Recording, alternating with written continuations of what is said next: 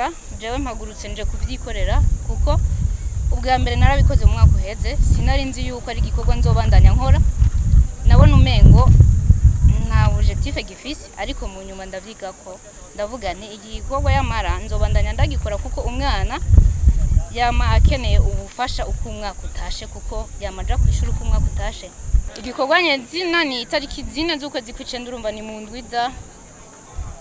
naje kugira ndabishire mu ngiro nkurire no mu ngata mahayane kuko niwe natumye muri evenement mu mwaka uheze no muri press conference niwe yahambereye ariko ubu nje kumukurira mu ngata nzoza ndavyikurikiranira uko umwaka utashe intumbero yo gushigikira leta mu mugambi wo kwigisha abana kwa gusa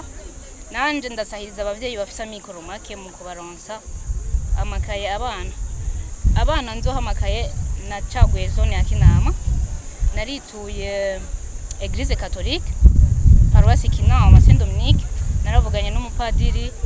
yarahaye ico gikorwa Caritas inshingwa muryango barandonderera abana ariko ko mfise abana amajana 2 jewe nshoboye ku buryo bw'iwanje bampaye gitigiri kirenze igihumbi nibo bambwiye ko ari abana baba bakeneye ubufasha je ndababwira yamara narasabye gushigikirwa ninashigikirwa ndashobora kurenza bade amajana 2 ariko ubu mumpe amajana 2 rero kugira niyumvire nico gikorwa vyavanye nivyo ndiko ndiga hariya naravuze muri communauté yacu hari ikintu abana bakeneye kugira turere uburundi bwejo bwiza rero naravuze reka je ndabicishe mu ndirimbo nze ndashira an application hariho nibindi so kuvuga ngo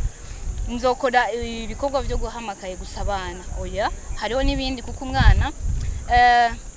subira inyuma kugira indirimbo umwana hari abana twahuye narabivuze bari babataye abavyeyi babo kuri Hwakalede babuza amahera yo kubavuza baca barabata bisubira ku gatumba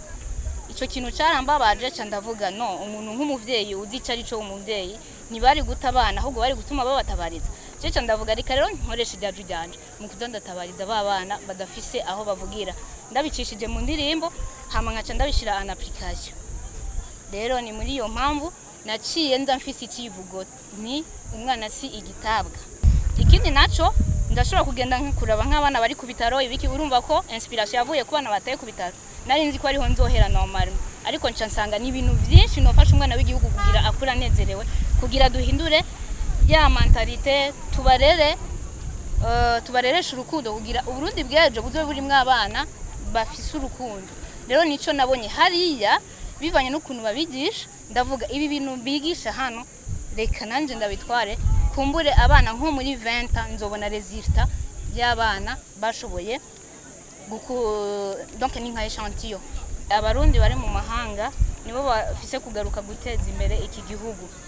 je nanje nico gituma nahisemo ndabicishije mu mpano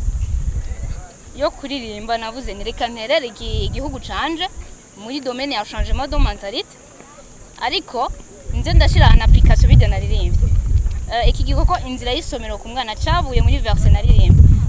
mu mwana hari aho navuze inzira y'isomero izotuma shika kure izomwesha agaciro igihugu kimwizera urumva ko ari muri ya ntumero yo guterera igihugu rero